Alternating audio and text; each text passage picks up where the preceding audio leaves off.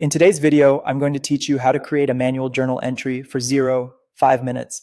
A manual journal is how you record adjustments directly to your general ledger in Xero, perfect for accruals, reclassifications, and other accounting adjustments that don't come from invoices or bank transactions.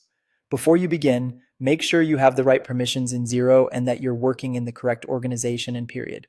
Start by signing into Xero.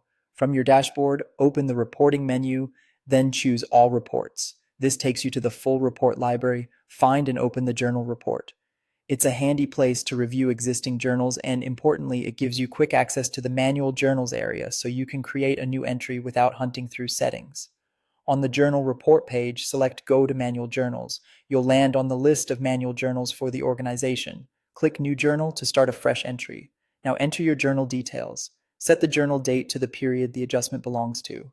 Add a clear narration or description so anyone reviewing later understands the purpose. If you use references, include one that ties back to your source document or calculation. Next, add your lines. Choose the correct accounts from your chart of accounts, then enter the debit on one line and the matching credit on another. Your total debits must equal your total credits.